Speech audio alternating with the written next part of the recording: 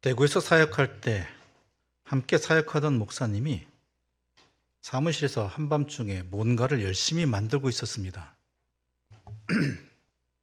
반짝이 종이라든가 색종이 등을 우리면서 만들고 있는 것이었습니다. 그래서 무엇을 만들고 있느냐고 물었습니다. 그러자 그 목사님이 자신의 아들이 이번에 초등학교 반장 선거를 나가게 되는데 거기 사용할 선거 홍보물을 만든다는 것이었습니다. 심지어 자신은 아들의 홍보물을 직접 만들어주지만 어떤 부모는 홍보물을 만들어주는 대행업체에 맡기기도 한다는 것이었습니다. 그 모습을 보면서 요즘 부모는 참 힘들겠구나 하는 생각이 들었습니다. 제가 초등학교 다닐 때는 반장은 다른 의미였습니다. 오늘날 의미와는 다르게 반장은 공부 잘하는 아이들의 전유물이었습니다. 반에서 1등을 하는 아이가 당연히 반장을 하는 것이었습니다. 다른 이유 없습니다. 선생님이 지목을 합니다. 너가 이번에 반장해라. 이유는 뭔지 다 압니다. 그 아이가 이번에 1등이구나. 우리 반에. 특별한 경우 활달한 아이가 반장을 하는 경우도 있었지만 그때도 그 아이가 성적이 좋지 않으면 하지 못하게 했던 것으로 기억을 합니다. 그래서 그때 반장은 일종의 특권 같은 것이었습니다. 공부 잘하는 아이들만이 누릴 수 있는 특권 같은 것이었죠. 그런데 요즘 초등학교의 반장은 의미가 좀 다른 것 같습니다. 한 번은 어떤 글을 읽었는데 유치원에서도 반장 역할을 하는 날이 있다고 합니다. 그때 하는 일이 뭐냐? 아이들 점심 반찬을 나누어 담아주고 또 학습 준비물을 이렇게 나누어주는 친구들을 도와주는 봉사의 역할이 바로 반장의 역할을 경험하는 날로 지낸다고 하는 것이죠. 그럼 너무나 좋아한다고 합니다. 또 하고 싶다라고 말하는 그런 어린아이들도 있다고 한다는 것이죠. 오늘은 우리 교회 모든 세대가 함께 모여 예배드리고 있습니다.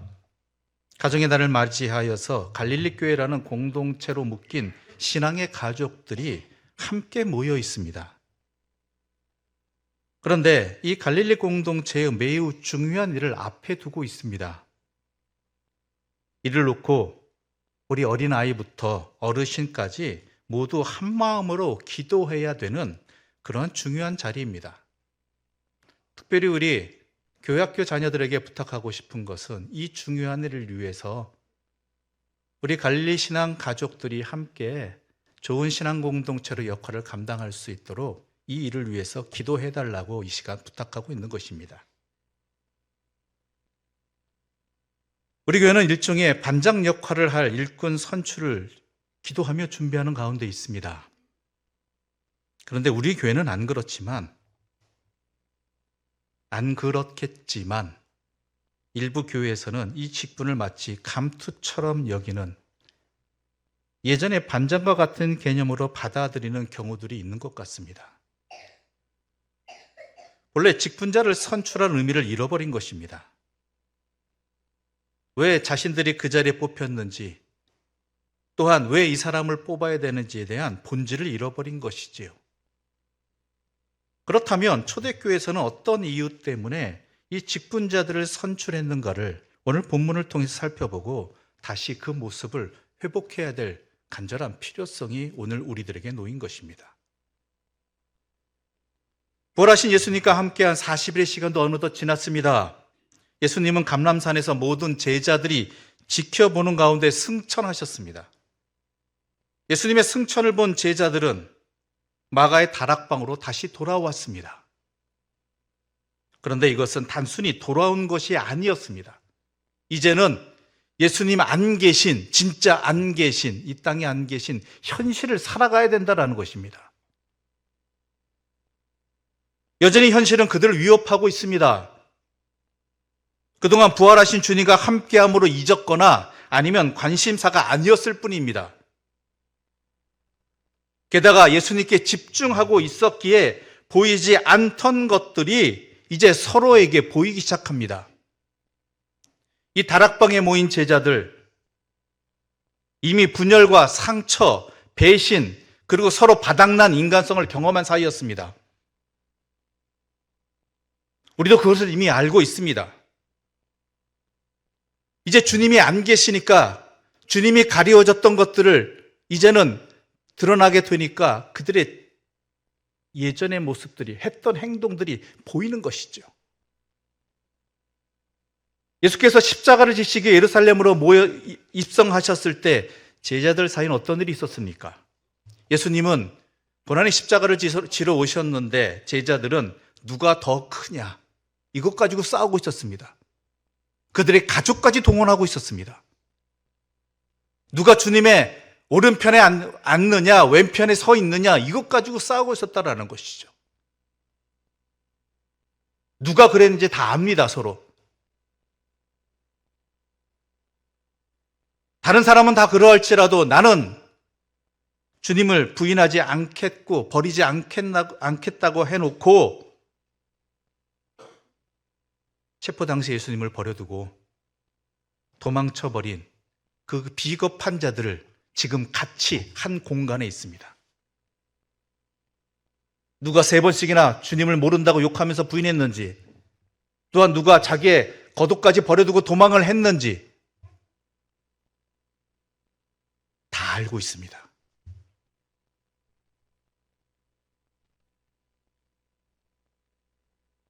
이제 서로를 바라보면서 이 의심과 배신감으로 서로를 바라보기에 충분합니다. 마가의 다락방에 다 모였잖아요. 저 사람을 보는 순간 주님이 보이는 게 아니에요. 어떻게 보여요? 저 사람이 어떻게 했는데, 나에게 어떻게 했는데, 주님한테 어떻게 했는데.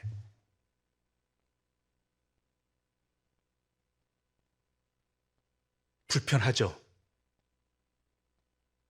시간이라도 좀 많이 흘렀으면은, 서로가 고생의 경험이라도 함께 좀 많이 했으면, 그래도 그 어울림 속에서 그 고생을 함께 한 것 때문에 그럴 수 있으려니 그때는 그랬지라고 말할 수 있겠지만 불과 40여일의 시간밖에 지나지 않았습니다.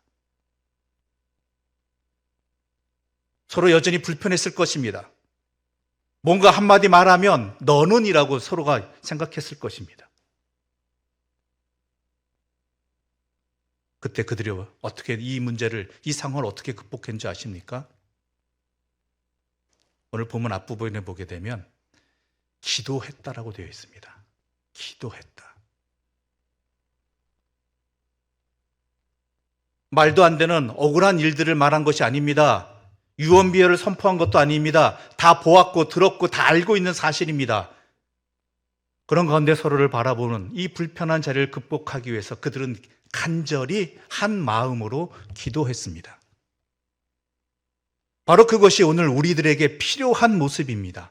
왜 기도합니까? 내 눈으로, 내 생각으로 바라보는 것이 아니라 하나님의 마음으로, 하나님의 눈으로, 하나님의 뜻 안에서 바라보고 이해하고 서로 사랑할 수 있게 해달라는 것입니다. 그러기 위해서 기도한 것입니다.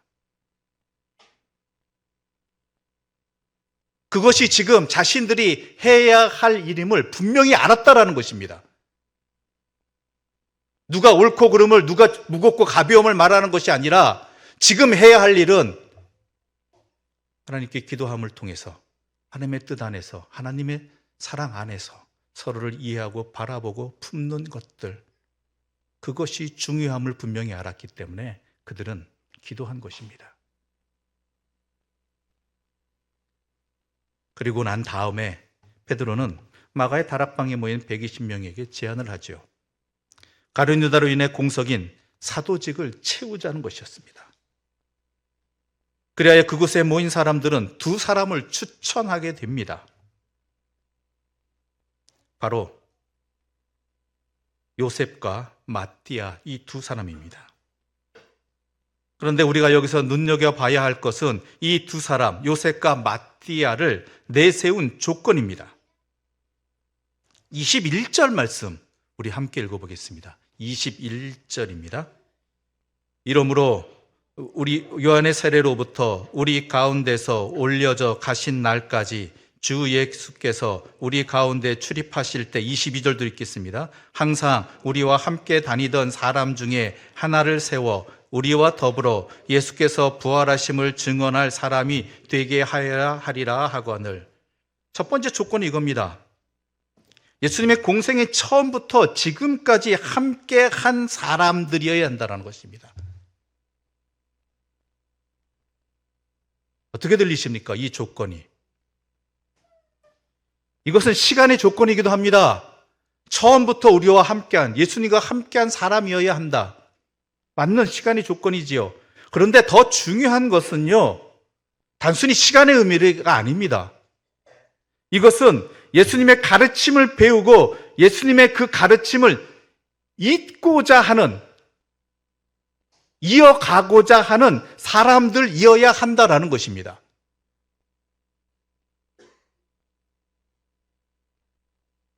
예수님이 말씀하신 것이 무엇인지, 예수님께서 우리에게 살아가고자 하신 것이 무엇인지 그 뜻을 따르고 이어가고자 하는 사람이어야 한다는 것이죠. 제대로 알아야 된다.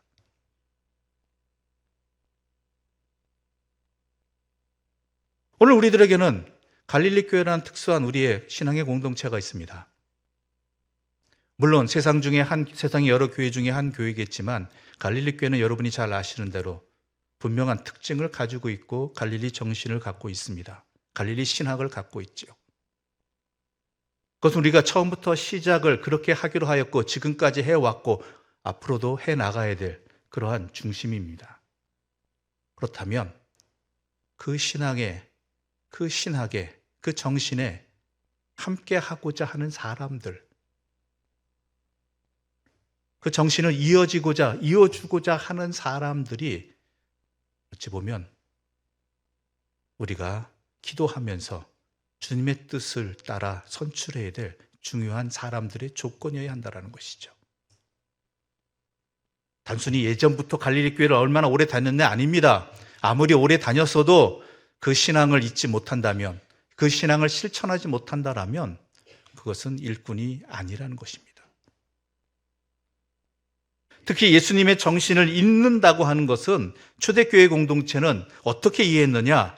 예수께서 부활하심을 증언하는 것이라고 말하고 있습니다.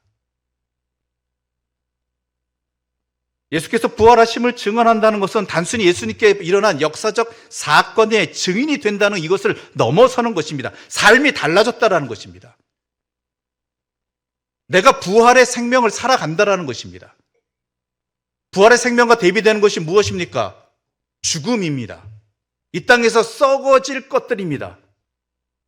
허무한 것들입니다.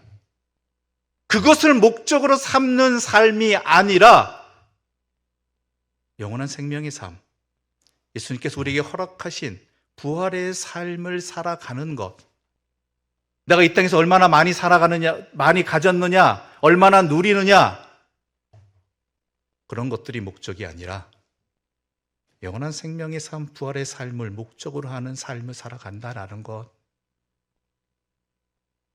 바로 이것이 부활의 삶을 사는 것입니다. 여러분의 인생의 목적은 무엇입니까? 우리 갈릴리 교회의 목적은 무엇입니까? 혹시 우리 갈릴리 교회가 어떻게 되기를 소망한다라고 하는 것, 부흥이라고 말하는 것들이 결국 이 땅에서 썩어질 것들이고 세상의 것들이 아닙니까? 그거는 부활의 삶의 증인이 되지 못합니다. 이거 분명히 해야 된다는 것입니다. 그런 사람을, 그에 합당한 사람을 선출하는 것은 물론이고 선출한 내 자신도 그러한 삶을 살아가야 된다는 것이죠.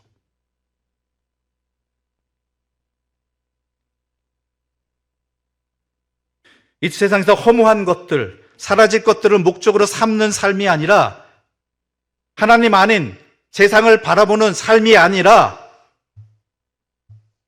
참된 생명의 삶, 영생의 삶, 진정한 가치를 바라보고 추구하는 삶을 살아야 된다는 것입니다. 그렇지 못한 사람이 바로 가룟 유다였습니다. 그들이 제비뽑기를 실시하기 전에 먼저 한 마음으로 기도드렸습니다. 기도의 내용 중에 가룟 유다에 대한 언급이 나옵니다. 가룟 유다의 인생의 말로가 그토록 비참했던 이유는 간단합니다. 그는 제 곳, 즉 자기 자신의 곳으로 갔기 때문이라고 말합니다. 주님의 곳이 아니라, 주님의 길이 아니라 자기의 길을 갔기 때문이라는 것입니다. 부활의 생명이 아니라 세상의 생명을 살았기 때문이라는 것입니다. 여러분, 가룟 유다도 주님의 제자였습니다. 그 역시 3년 동안 주님과 함께 살았습니다.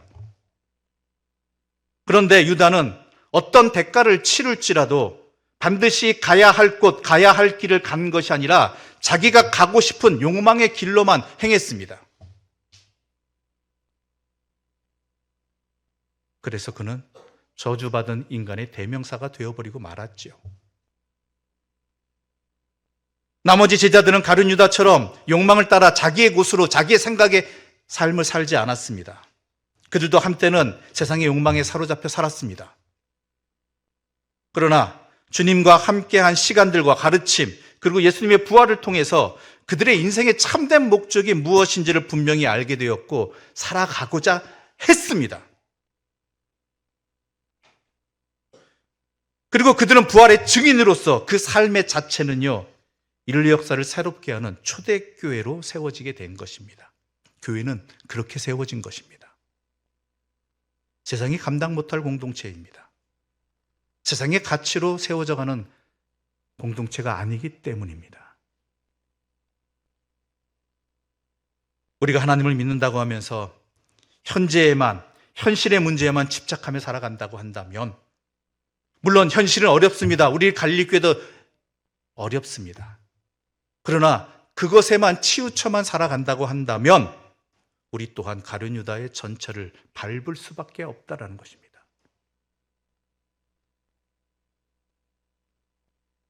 부활의 증인은 불멸의 가치, 즉 영원히 존속될 만한 가치가 있는 삶, 예수님의 삶을 내 삶으로 살아가면서 세계 만민 속에서 그것을 확산시켜 가는 사람들이 바로 우리들이어야 하고 교회여야 하고, 또한 그를 위해서 헌신하는 사람들이 바로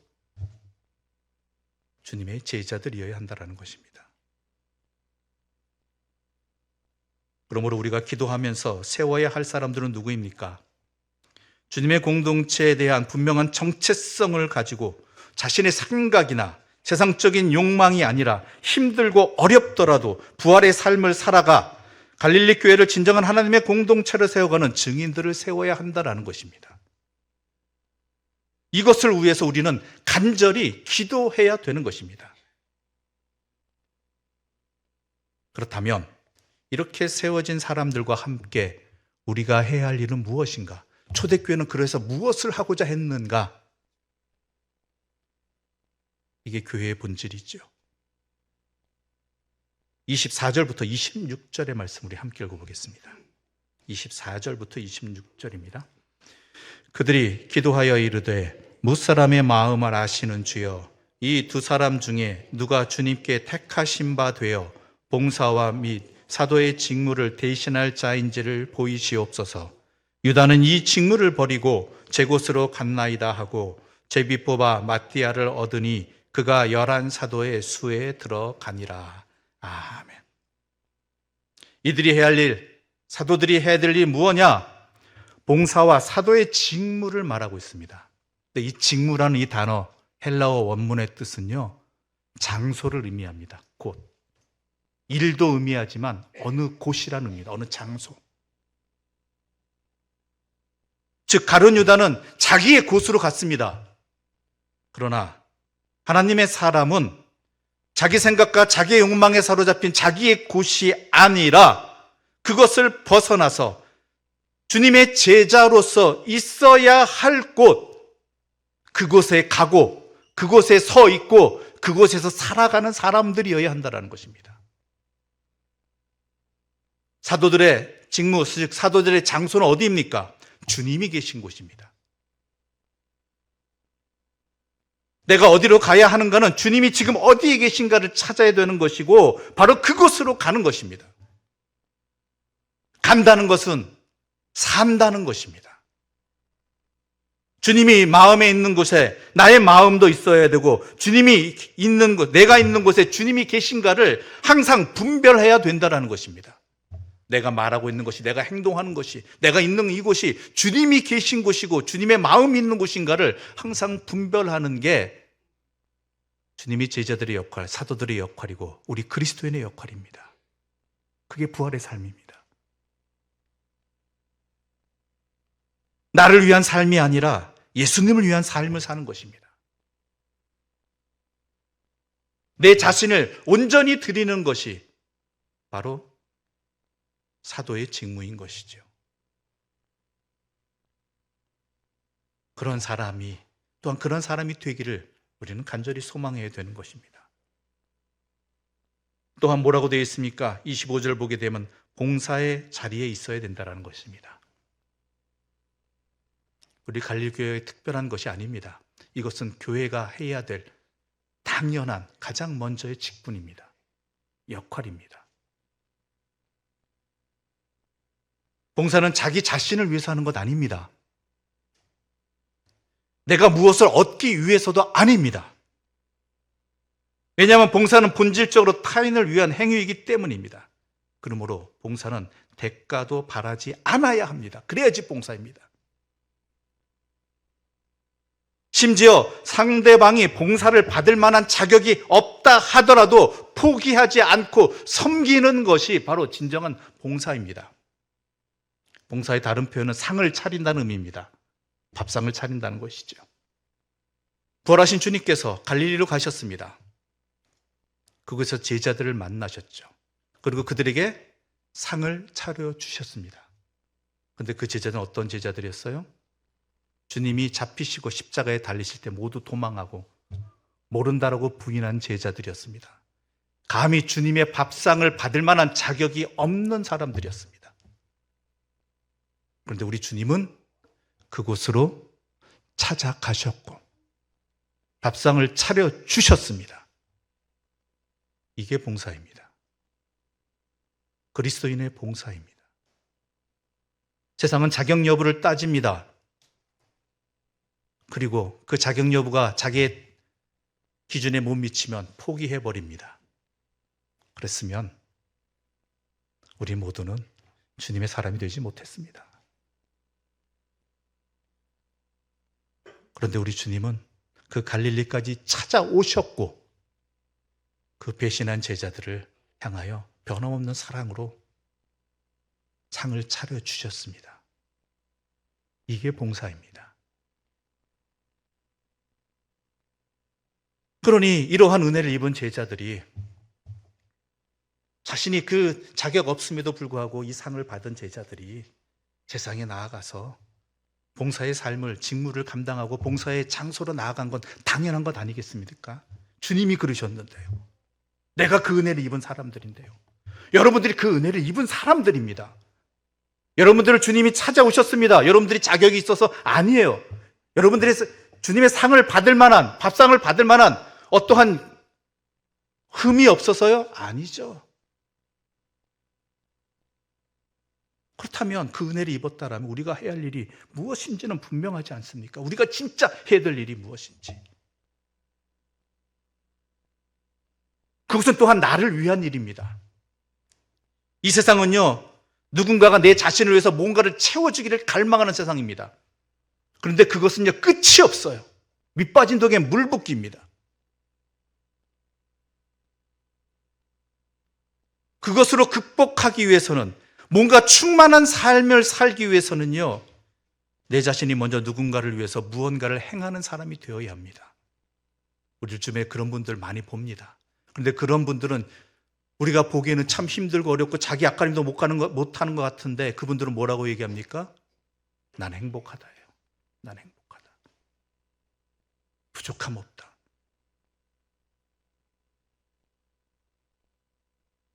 이러한 이웃을 섬기는 삶, 이 봉사는요, 내 안에 밑빠진 독에 그 구멍을 막아주는 마개와 같다라고 합니다.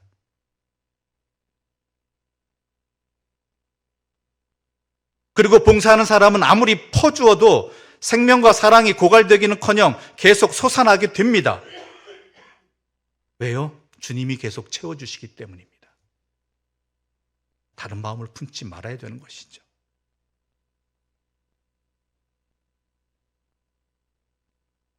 바로 이것이 사도를 뽑는 조건이고 또한 그들이 해야 할 일이고 교회의 모습입니다. 어떤 조직이나 공동체는 처음부터 거기 있던 사람들은 시간이 지날수록 지분과 기득권을 지니게 되고 또 행사를 하고자 하는 것이 현실 세계입니다. 인간 세계입니다. 내가 이 교회에 얼마나 오래 있었는데, 얼마나 수고를 했는데. 주님의 공생의 기간 처음부터 끝까지 주님을 모시고 함께 있었다는 것, 이 초대교회 공동체에서 그것만큼 권위를 내세울 만한 것은 없을 것입니다. 내가 처음부터 주님과 함께 했다. 그런데 만약 그들이 그랬다라고 한다면 제 곳으로 갔다가 비참한 말로를 맞은 가룟 유다의 전철을 밟았을 뿐이고 그런 사람들에 의해 결성되어진 초대교회는요 이미 흔적도 없이 사라졌을 것입니다.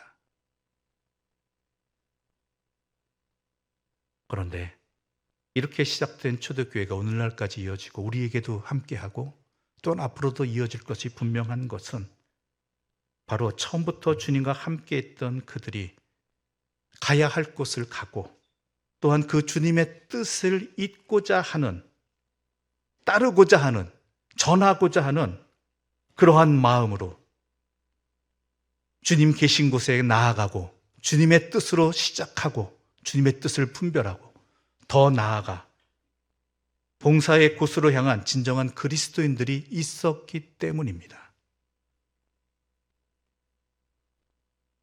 주님께서, 더 중요한 것은 주님께서 그들을 친히 사용하여 주시고 역사하여 주셨기 때문입니다.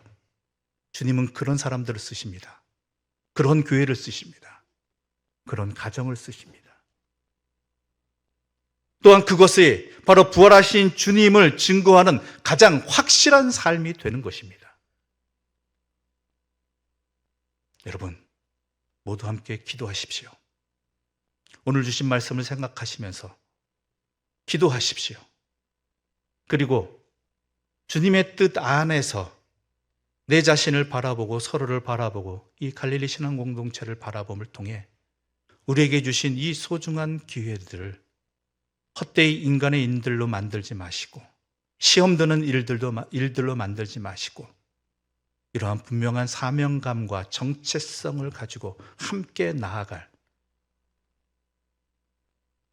그러한 하나님의 사람들을 뽑아 하나님의 갈릴리 교회가 부활의 생명의 증인이 되어지는 그러한 사명들을 잘 감당해 나가는 그런 일들이 계속되어지기를 간절히 소망하면서 우리가 계속 이 일들을 잘 감당해 나가기를 간절히 소망합니다. 이것은 매우 중요한 자리입니다. 결코 인간의 마음이나 욕망이나 세상의 것들이 들어와서는 절대로 안 되는 것입니다.